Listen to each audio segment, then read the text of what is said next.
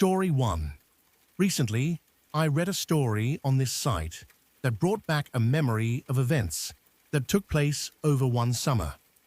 I'm still quite perplexed, and I'm hoping that maybe someone else here may be able to shed some light on this. These events took place over the summer of 1998 while I lived in Boston. This particular summer was very rainy, and there was quite a bit of flooding. The first experience happened one Saturday night while out with friends. We were traveling west along the Mass Pike during a downpour. I was seated in the back seat when suddenly I saw that the lights from the passing cars had illuminated what appeared to be a man walking on the side of the road. From what I could see, he was an older man and balding. He appeared to be in one of those wife-beater t-shirts and light-colored pants.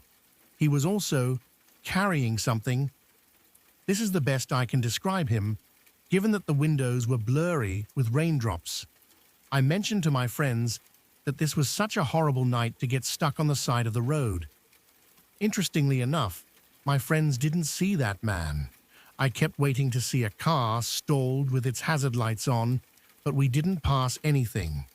I had forgotten about this incident until another night I was driving by myself during a rainstorm on the same highway.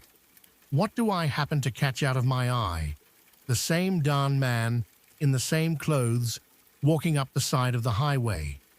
There was no broken down car on the road either.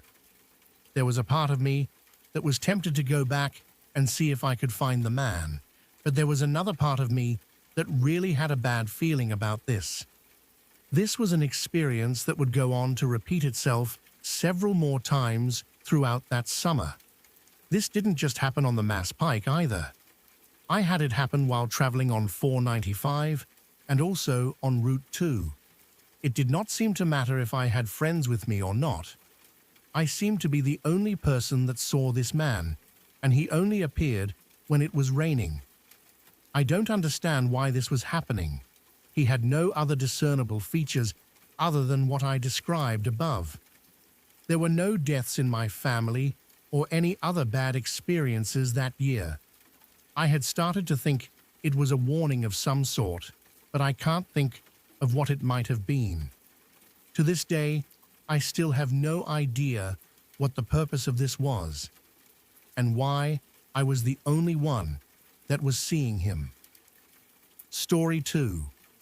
We have these ice cream guys that would ride on their motorcycles with the tubs of ice cream in another sidecar, and usually they would give out rides to kids to their homes as a way for their parents to buy them ice cream.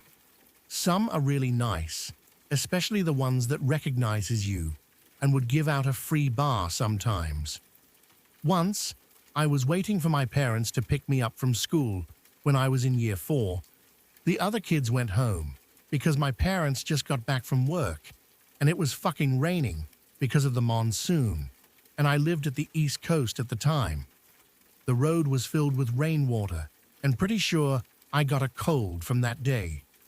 No sane person would ride out their motorcycle in the middle of the rain that hard, except for the ice cream guy.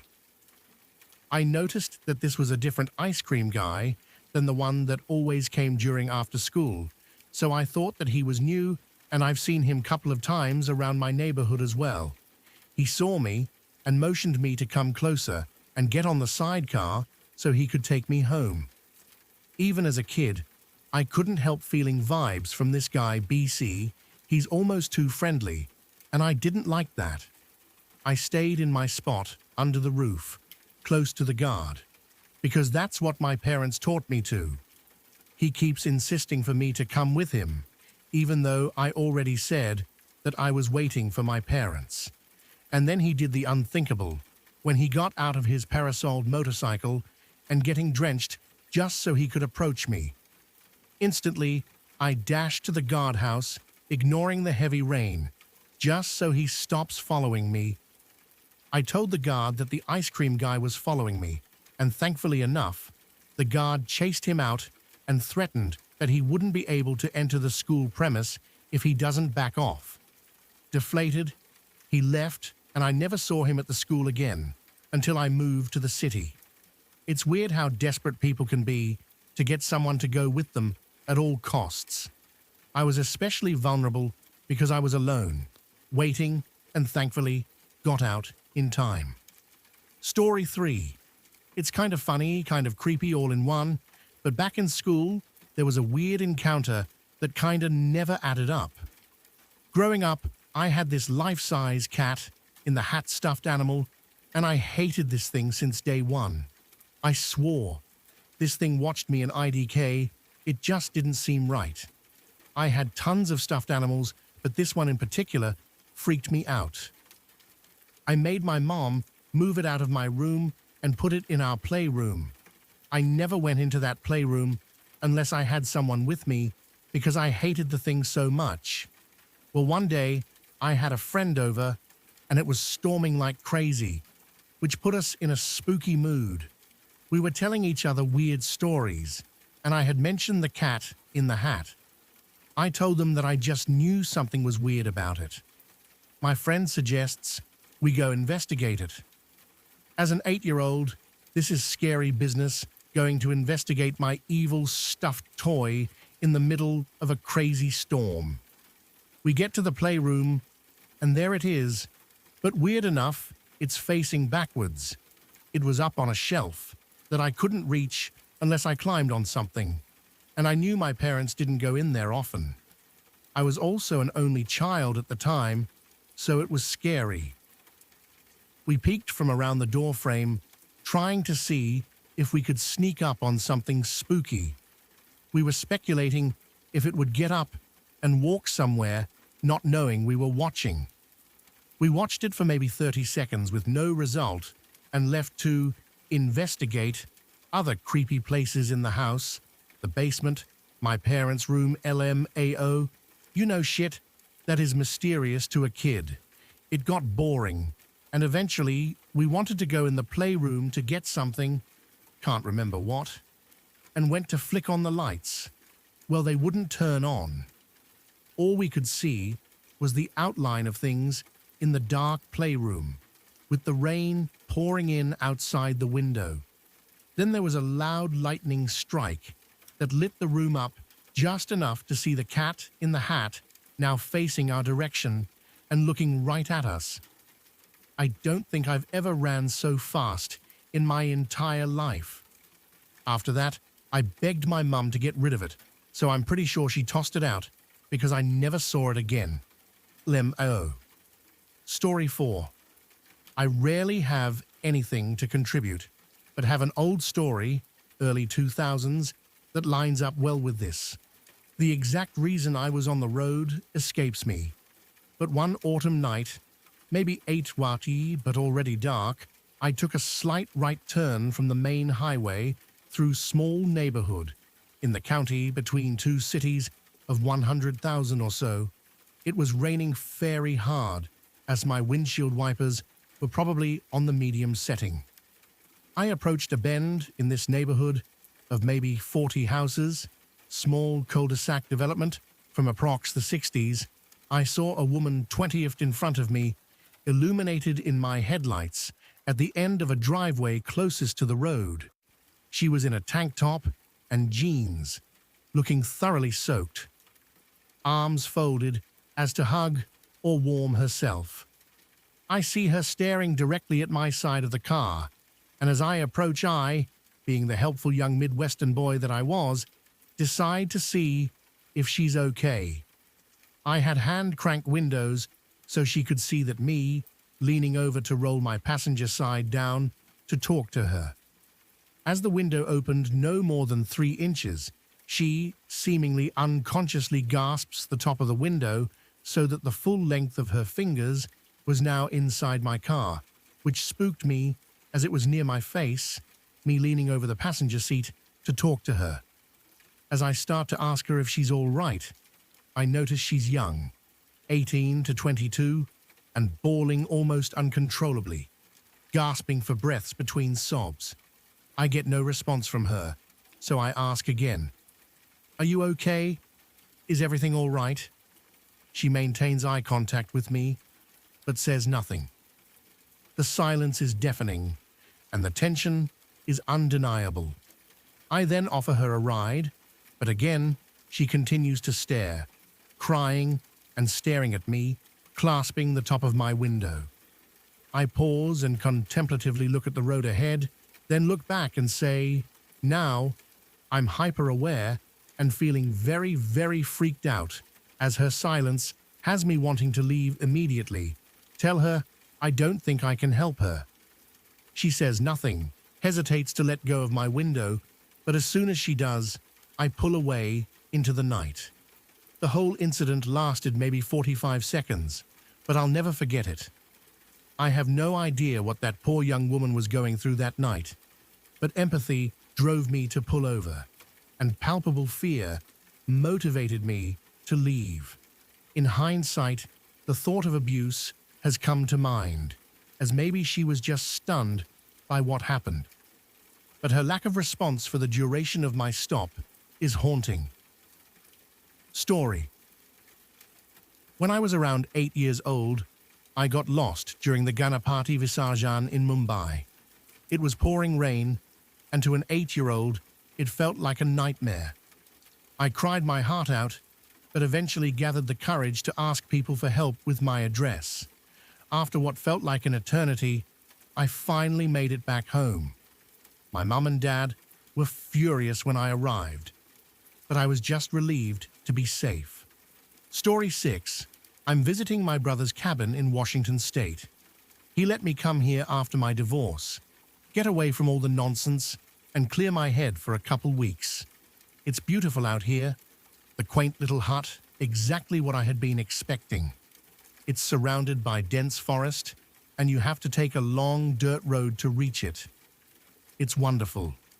Before I arrived, my brother informed me that he had stocked the hut with groceries, enough to last a month if I decided I wanted to stay that long. He was leaving it up to me, knowing what hell my breakup had been. I had lost almost everything, and as a gesture of goodwill, he had extended a hand and offered his cabin to me. It was a welcome sanctuary, and upon arrival, I found myself blissfully calm. The woods were alive with sound, the creak of wood, the gentle rustle of wind through the leaves, the chirp of birds in conversation. It was all so serene. The first couple days were wonderful, and I felt like I could finally breathe again. The horrible legal battle I had been engaged in with my wife had taken the wind out of my sails, but out here, I let the warm breeze envelope me with new life and energy.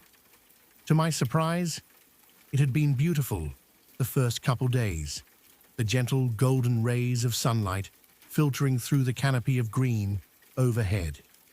The first 3 days, I spent a lot of time walking through the woods, isolated from everything and everyone. I was alone out here, a stranger to the surrounding green kingdom. I let my mind wander free from the chains it had been bound with, my thoughts drifting towards what I would do with my new life.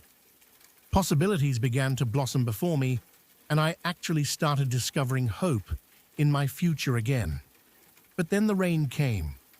I had heard on the news that a 7-day storm was headed my way, so it came as no surprise when the sky darkened. As a resident of Washington, I was no stranger to long bouts of rain, and this was no different. I had just finished eating dinner when the rain started. Gentle patters on the roof that eventually evolved into a full-blown gale. I started a fire and pulled a chair up to the window, watching the storm. It was cozy, and I found peace in watching the chaos that I was protected from. And then I heard something on the roof. I cocked my ear to listen. The small cabin lit only by the glow of the fireplace.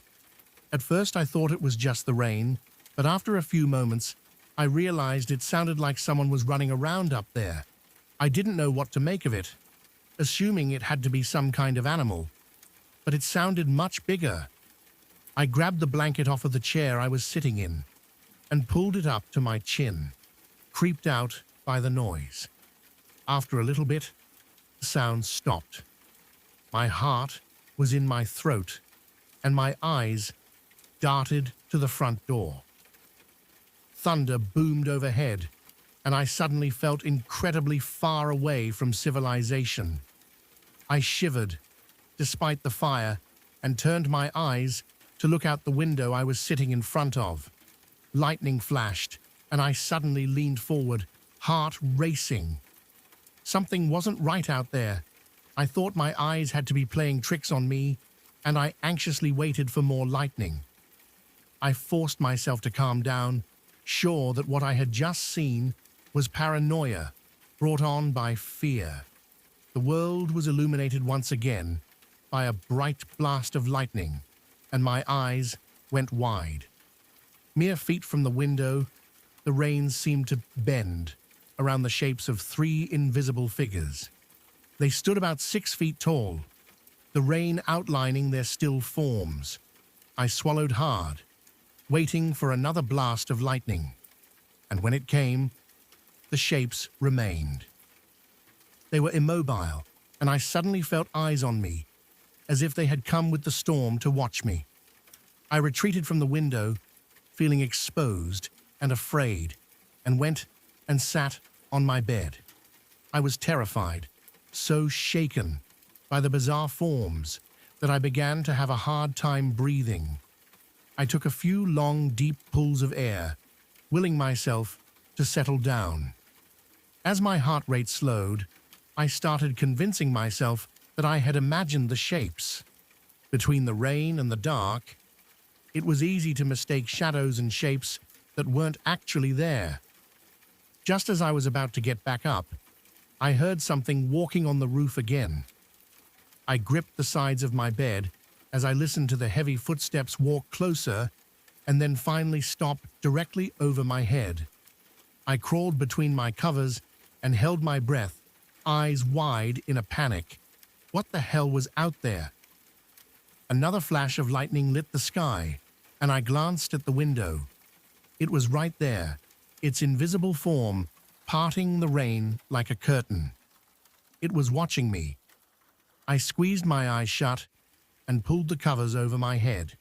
I heard myself whimpering and slapped a hand over my mouth. What were these things? What did they want? And then a thought slammed into me with the force of a locomotive. Where was the third one? And that's when I heard the front door crash open. I cried out in fear, shaking like a child, as heavy, wet footsteps walked across the cabin towards me. It stopped by the side of my bed, and I felt drops of water falling from its body onto my blanket. I could hear it breathing, a sucking sound, pulled deep into its moist lungs. As I bawled into myself under the covers, terrified, it spoke. "Look at me." Its voice sounded like rain, an odd, stuttered inflection of its vocal cords. I didn't move, didn't breathe, praying that this nightmare would end. I didn't know what these things were, what they wanted, but I sensed danger. I sensed they wanted to hurt me, and I sensed that if I looked at them, they could. I stayed balled up under my blankets and kept my trembling mouth shut. "Look at me," it repeated in the same wet voice, its words dribbling from its mouth like running water. Again, I didn't move. I was absolutely paralyzed with fear. I kept my eyes closed and the blanket firmly over me. My stomach churned with terror, and my breath was hot in the enclosed space. I don't know how long I waited. Eventually, I heard the thing retreat, slamming the door behind it. Even with it gone, I remained where I was, refusing to move. I listened to the rain crash down above me, the relentless storm never ceasing in its violence. I don't know if I fell asleep or passed out, but the next thing I remember was opening my eyes to dim gray light. I hesitantly pulled the blanket from me and surveyed the cabin. The fire had died out, and the scene before me was still in the early morning light. The rain still thundered overhead as sheets of it were driven from the dark sky. I slowly got out of bed and went to the window. "Please," I muttered, voice cracking. The three figures stared back at me, the rain outlining their still figures. I dropped to the floor, out of sight, a hand to my chest. I crawled over to the small kitchen and reached up to retrieve my cell phone. It wasn't there. I jumped to my feet, scouring the surface for where I knew I left it the previous night. It was gone, but a long, wet, dark smudge stained the wood, starting at the center and running to the edge. That thing had taken my phone. I was trapped. "What do you want from me?" I screamed. "What the fuck do you want from me?" The storm offered me no answer. "Leave me alone," I whispered. "Just leave me alone, please." It's been 3 weeks. The storm hasn't ceased. I don't know what's happened. Something is seriously wrong. The sky remains a dim grey, the day-night cycle stuck in some horrific limbo. I don't think I'm ever getting out of this cabin. I'm almost out of food, and I wonder how long I can last before starvation drives me outside these walls. They're still there, the endless rain painting their figures in the air. They watch, always, they watch. When I hear one of them running across the roof, I sprint to my bed and bury myself under the covers. As soon as I do, another slams the front door open and comes to stand over me. It tells me to look at it, commands me to look at it. I can't, I won't. Something about its voice has begun to sound familiar. The more it speaks to me, the more I have begun to recognize it. It sounds like me. And last night, when one of them was standing over my bed, it said something different. It told me that things should have been different. It told me it was disappointed in the way my life had turned out. It told me I needed to acknowledge my mistakes. It told me it was time to let another one of them try. Story 7. My father only hit me one time. Open palm across my jaw when I was 7. Once in my life. Been 40 years, but I can still feel it. The sound of the slap, the sting, and the shock. I'm sitting now right where it happened, at the window, halfway up the stairs of my childhood home, remembering the look on his face as he struck me. For years, I thought that expression was anger. I was about as wrong as you can get. I'm alone in the house, sat here on the steps, a drink in hand. Through the dirty old glass, I can see the night falling, creeping over the fields, bringing the stars and the cold. The quiet here reminds me of being a boy. My brother's not long gone. He had a lot to say tonight, which ain't like him. Left me with a lot to think about. Unexpected truth can do that. So here I am, looking through my memories with fresh eyes. Every family got a strange habit or two they think is normal, all thinking nothing of it until they grow up and realize it was out of the ordinary. For us, my sisters, and brother and I, it was the rain. Whenever it came down, we all had to get inside and sit in the living room together. Every time, no exceptions. Mom and the 4 kids. My father locked all the doors, not a word spoken, then stood at the kitchen window, staring out. Always watching the same spot too, a fenced-off field to the north, maybe 500 yards from the house. Most of the time, few minutes would pass. He would sigh and say, "All right." Then we could all go back about our business as if nothing had happened. Sometimes, though, once or twice a year if I'm remembering right, he would pull the shutter down, double-check all the doors were locked, and then come sit with us in silence till the rain went off. We all talked and played and whatever else, but he never said a word. just listened. I think I was 4, maybe 5 years old, when I realized not every family done this. We were all out in town when it got to raining, and everyone just continued on as if nothing had happened. I remember how confused I was, waiting at the doors to the nearest shop in a near panic.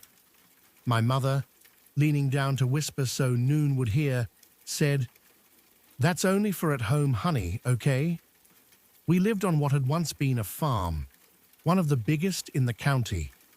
My grandparents on my father's side had owned it since they married. Never could find out who they bought it from. The land was, and still is, incredibly fertile. That's how my family made its money. 50 years of selling livestock and produce at a rate you wouldn't believe. My father left home when he was 16, just like his 3 brothers. He had college paid for and plenty of money to get him started in life. But as he told me many times, a head start don't guarantee a win. He met my mother, fell in love, dropped out of school, and whittled away his savings, trying to find what he wanted to do with his life. When the time came and my grandparents passed, my mother and father were broke and out of work. They had been left the land in the will. In truth, it wasn't much of a farm anymore. My grandparents had tired of the work when they didn't need the money and let the land go wild. I knew my father hadn't wanted to move back. He muttered it under his breath enough times. It had always seemed crazy to me, but in the end, they didn't have no choice. It was in the will that the house and land wasn't to be sold, not in any circumstance. So my parents moved in. They had been desperate for children for years, especially my mother, without any luck. Then within a month of moving to the farm, she fell pregnant with my brother John, and that was that. They took to looking after the land, making a living off of selling the fruit and vegetables that were still growing there. Then a new child every year. I was the last. John, Susie, Sylvia, and me, Austin. It was late November, few days before my 8th birthday when it happened. Storm had come in overnight from the east. Clouds so thick the sky was still black as night for sunrise. That rain coming down was so loud you could hardly hear yourself speak. Wind felt like it was moving the house. My father had pulled down the shutters and come in to sit with us all, looking as tired as I had ever seen him. I remember it was awful warm in the house. I was sat in my mother's lap, and we had both dozed off. My brother was drawing with that colored pencil set he loved. The girls playing some board game I've forgotten the name of. I woke because I needed to go to the toilet. I slipped down off my mother's knee and saw my father had also fallen asleep. First and only time it happened, I didn't want to wake them. I knew it was wrong, that I shouldn't leave the room on my own, but I don't know. Why do little children do the things they do? I crept out. No one even raised their heads. I felt it when I reached the stairs. I've tried to describe it before, but I can't find the words. Something cold and heavy, pulling at me from out in the rain. It seemed to flood in through the window, an invisible wave, reaching, searching, calling. Just a feeling. I walked to the window. In the memory, the world seems very far away, like I was walking in a dream. I looked out through the glass, through the sheets of rain, across the darkened fields. There was something out there, in the shadows of the clouds. It saw me. Then my father hit me. I didn't wake for almost a day. My mom was holding my hand. Clear from her face, she had been crying. It wasn't like waking from a regular sleep, I remember that. Everything seemed darker somehow. Things held in my hand still felt far away. Voices came to me as if through water. Hard to explain it. My father apologized, sat down with just the two of us, and said he was sorry about hitting me, but he had no choice, and I was never to do that again. I had to understand, to swear to him. When it rained in those fields, I wasn't to leave the living room. I promised. For weeks after, I would wake in the night, shaking and screaming. When my sisters asked me what I had dreamt about, I could never tell them. In all honesty, I didn't know. All that was left was that call, that pulling inside, and the feeling of being watched. My brother took a turn to sit with me one night until I could get back to sleep. I remember him asking me, "Why did you do it, Austin?" "I had to pee, John." "No, not that. The window. Why were you opening the window?"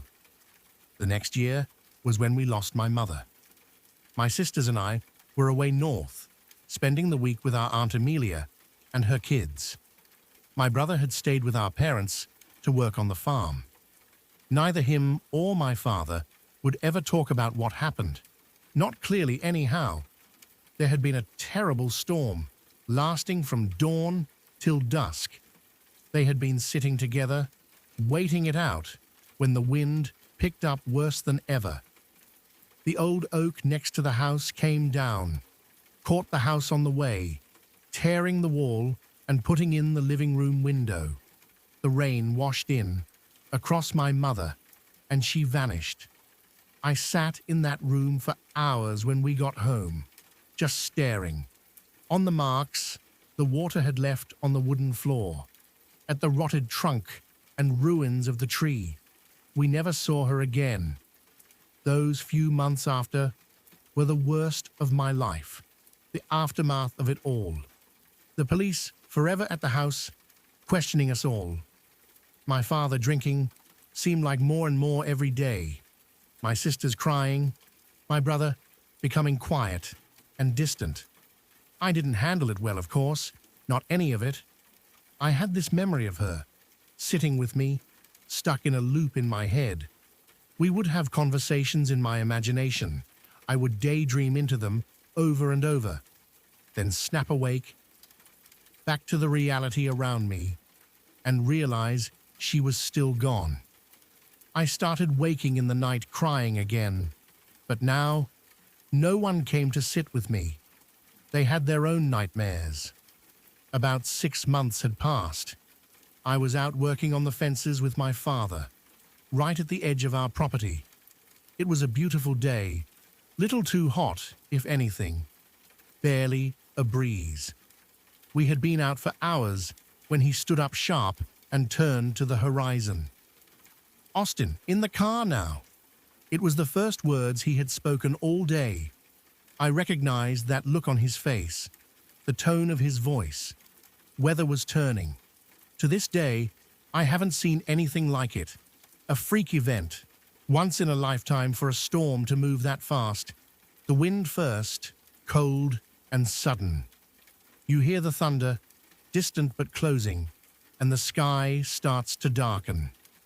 My father was driving too fast, especially over the dirt roads we had out there. I could hear him muttering under his breath as he drove.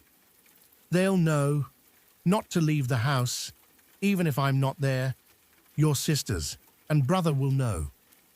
We hammered over boulders and across ditches, old car shaking so much I near fell out the seat. I remember seeing a drop of rain on the windscreen. "You've got better sight than me, boy," he said, eyes still on the road. "The field to the north of the house, you know the one. What do you see?" I stared out where he asked.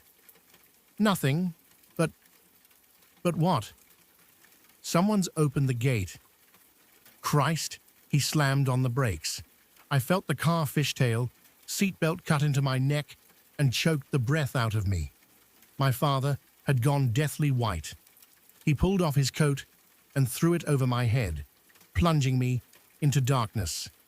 "Get down. Don't move." He pressed it over me, pushing me down into the seat. There was a tremor in his voice I had never heard before. Don't look, Austin. No matter what you hear, boy, don't look. And don't make a sound. His hand was so tight on the back of my neck, it hurt, even through the jacket. I could hear the rain now, on the roof and the glass. The wind shook the car. Then I felt it, that weight, that cold pull from out in the storm. Something started to scrape slow down the side of the car. Something sharp. That sound. My father shifted position, pulled something from the back seat, and I heard a snap I recognized. He had reached for his shotgun, then checked it was loaded. The sound drew closer, louder. At the back door now, the howl of the metal through the rain and wind, coming towards us. It stopped, right by my door. No sound but the rain and our breathing. Tap, tap, tap on the glass, just inches from me. I heard my father cock the shotgun. Tap, tap, tap.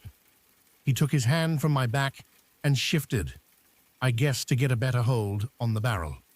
Tap, tap, a lighter, scratching on the glass, something sliding down, then the rattle of the handle. I was soaked in an icy sweat, unable to move, barely able to breathe. Then it stopped. The rain faded out in a few seconds, even faster than it had come. I could hear my father crying. He died a few years later. John and Susie had gone off to college, just me and Sylvie left. He had been drinking heavier, hell of a lot heavier. Took to reading my mother's diary, listening to old music. Couldn't talk to him about it. Christ almighty, we tried. It was raining heavy one morning. My sister and I were in the living room, and we both fell asleep to the sound. He just got up and walked out into it with his shotgun. The sound of it firing woke us. Heard him shout, "Fire again." I'll never forget my sister's face, eyes so wide as we stared at each other across that room. The rain had stopped by the time we got to the door. There was nothing there but the weapon lying in the wet grass. He was gone. So here I am, decades later.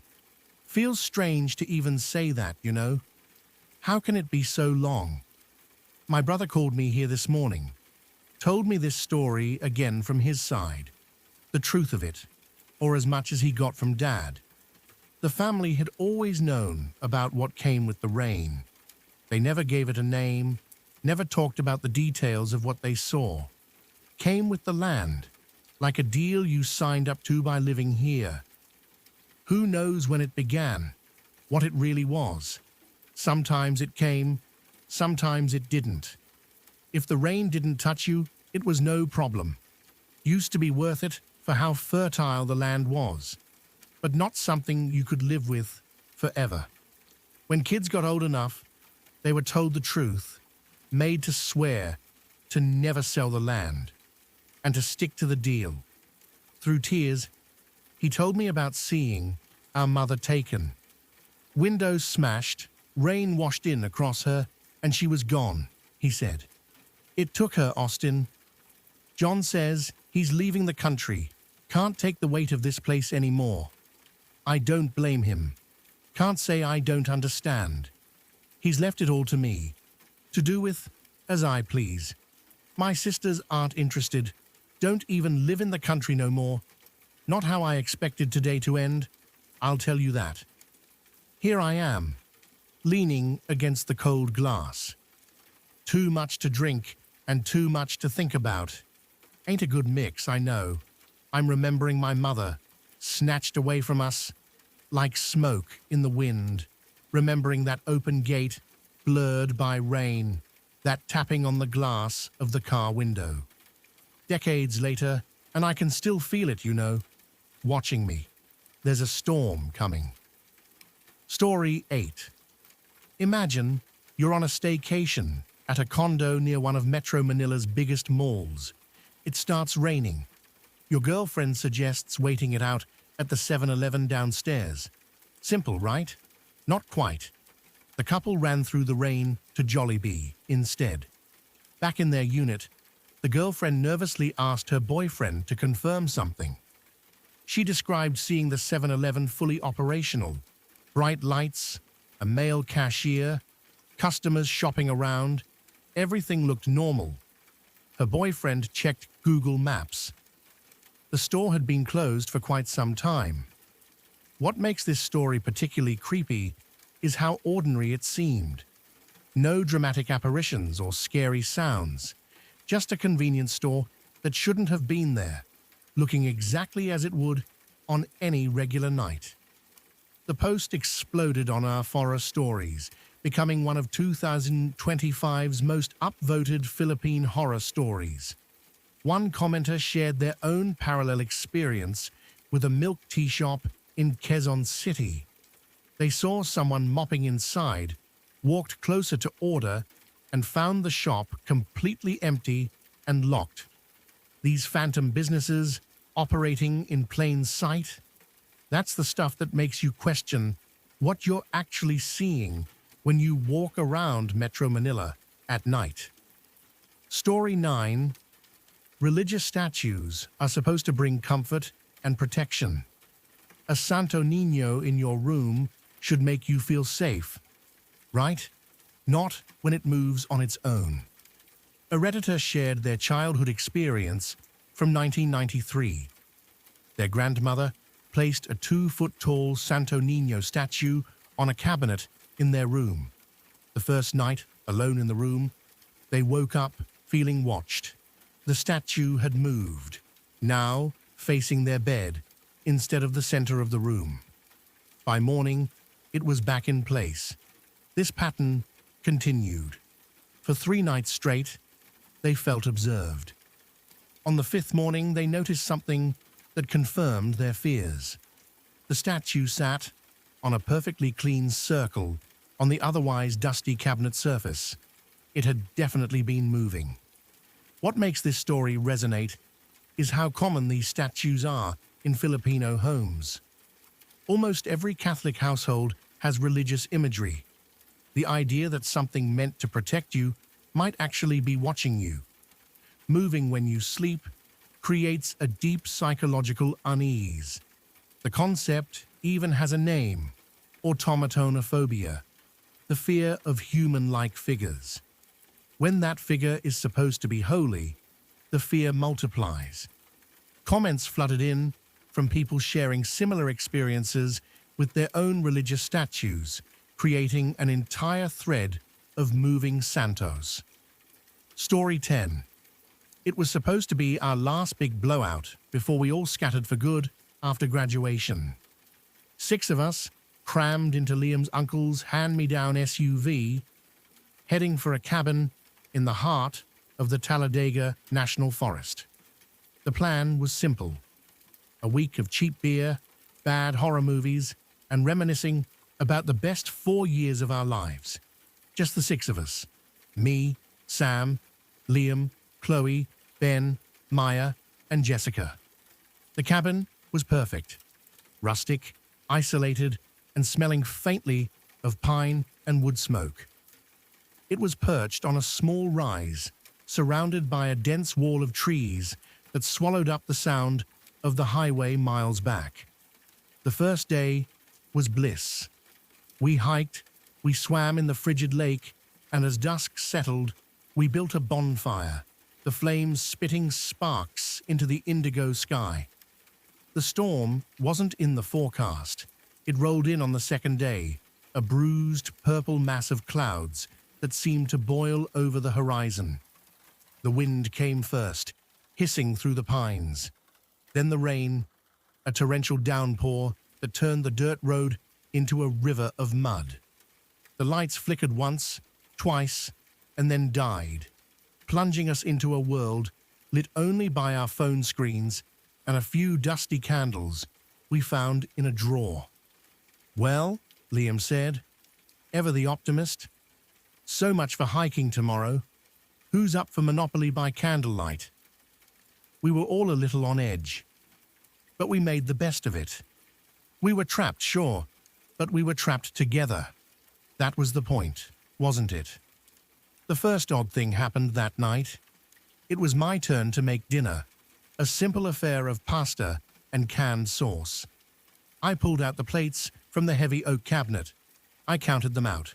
6 plates. I set them on the long wooden dining table. 6 forks, 6 knives, 6 glasses. I remember being meticulous, arranging them just so. But when I called everyone to eat, there were 7 places set. A 7th plate, identical to the others, sat at the head of the table. A 7th set of silverware. A 7th glass. "Very funny, guys," I said, trying to keep my voice light. "Who's the wise guy?" Everyone denied it. Ben, the usual prankster, swore on his mother's life it wasn't him. Chloe looked genuinely confused. We stood there for a moment in awkward silence, the 7-place settings gleaming in the flickering candlelight. "Maybe you just miscounted, Sam," Maya suggested gently, already moving the extra plate back to the cupboard. "You've had like 3 beers." I let it go. She was probably right. The dim light, the beer, it was an easy mistake to make. Still, a tiny splinter of unease lodged itself in my mind. The next day, the storm raged on. We were officially stuck. We spent the day playing cards, telling stories, and slowly driving each other crazy. That afternoon, Jessica came downstairs, holding a dark green raincoat. "Hey, whose is this?" she asked, holding it up. It was on the hook by my bed. None of us claimed it. It wasn't Liam's uncle's. He'd already shown us where the spare gear was kept. It was worn, with a faint smell of damp earth and something else, something vaguely metallic, like old blood. "Okay, Ben, this has to be you," Chloe accused, her voice sharp. "I swear it's not me," he insisted, his hands raised in surrender. "Why would I pack an extra coat and then pretend it's not mine? That's not even a good prank." He was right. It was just weird. We tossed the coat into a closet in the back room, out of sight, but not out of mind. The splinter of unease grew. That night, the real fear began. We were all huddled in the living room, wrapped in blankets, listening to the rain hammer against the roof. All 6 of us. I made a point to count. Liam was telling a ghost story, his voice low and theatrical. And then we heard it. A soft thump from the floor above us. We all froze. Liam's story died on his lips. "What was that?" Maya whispered, her eyes wide. "Probably just the wind," I said, my heart starting to pound. But I knew it wasn't the wind. It was a solid, definite sound. The sound of a footstep. "Everyone's here, right?" Ben asked, his voice trembling slightly. He went around the room, pointing. 1, 2, 3, 4, 5, 6. We're all here." We sat in absolute silence for what felt like an hour, straining our ears. Nothing. We tried to laugh it off, to rationalize it. The house is old. It settles. But the laughter was hollow, and no one could meet anyone else's eyes. Later, I couldn't sleep. I lay on the pull-out couch, staring into the oppressive darkness. Every creak of the cabin, every gust of wind, sounded like a footstep, a whisper. Around 3 a.m., I heard a floorboard creak again. This time, in the hallway just outside the living room. I held my breath, my body rigid with terror. I could hear something else too. A soft, wet, dragging sound. And a quiet, almost inaudible voice, humming a tune I didn't recognize. I squeezed my eyes shut, praying for it to go away, praying for morning. The next day, the atmosphere in the cabin was toxic.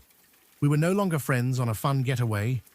We were 6 scared, paranoid people trapped in a box. Accusations flew. Jessica thought Ben was trying to scare her. Ben thought Liam was messing with us because it was his uncle's cabin. I didn't know what to think. I just wanted to go home. That evening, we decided to take a group photo, a stupid attempt at normalcy. To remember the time we almost murdered each other, Chloe said, with a grim smile. We crammed together on the couch. Maya held her phone out, the screen illuminating our pale, strained faces. She counted down. 3, 2, 1. Flash. We all blinked away the spots in our eyes. Maya looked down at the phone to check the picture. Her gasp sucked all the air out of the room. "What is it?" Liam asked, leaning over. She didn't answer. She just held out the phone for us to see. There were 6 of us crowded on the couch, our faces a mixture of forced smiles and genuine fear. But standing behind the couch, in the deep shadows of the corner of the room, was a figure. It was tall and impossibly thin, its limbs too long, its form indistinct and blurry, as if it were made of smoke and shadow. But there was a head, and it was tilted at an unnatural angle, looking directly at the camera. There was no face, just a suggestion of one, a smudge of darkness where features should be. I felt the blood drain from my face. That was the corner where we'd heard the humming. No one spoke. The only sound was the drumming of the rain and our own ragged breathing. The prank theory was dead. This was real. Something was in the cabin with us. It had been there the whole time, sitting at our table, hanging its coat by our beds, walking the halls while we slept. We were 6, but we weren't alone. We all scrambled for the fireplace, huddling together as far from the corners of the room as possible. No one wanted to be near the walls, near the shadows. We just stared at each other, our faces illuminated by the dying fire, a silent, frantic question in everyone's eyes. Hours passed. The storm finally began to subside, the rain softening to a drizzle. A sliver of watery moonlight pierced the clouds, casting a pale, ghostly light into the room. It was Chloe who broke the silence, her voice a raw whisper. "Count," she choked out. "Everyone, count, now." Her eyes were wild. We all understood. We needed an anchor, a piece of solid reality to cling to. Liam started, his finger shaking as he pointed around the circle. 1, 2, 3, 4, 5, 6. He paused, his face pale. He recounted, faster this time, his lips moving silently, his eyes widened in confusion. "Wait. What is it?" Jessica demanded, her voice tight with panic. I counted 7, Liam stammered, looking around the circle of faces. "How did I get 7? "That's impossible," I said, my own heart hammering against my ribs. "I did it myself, my eyes darting from person to person. Liam, Chloe, Jessica, Ben, Maya, me. I counted them again. And again. My brain screamed 6, but the number that formed on my tongue, the number that echoed in the terrified silence of the room, was 7. We all looked at each other, a fresh wave of terror washing over us. We could see everyone. There were 6 of us, 6 bodies huddled by the fire. But the count was wrong. The count was always, impossibly, 7. We were 6 people, but something else was in the circle with us, being counted.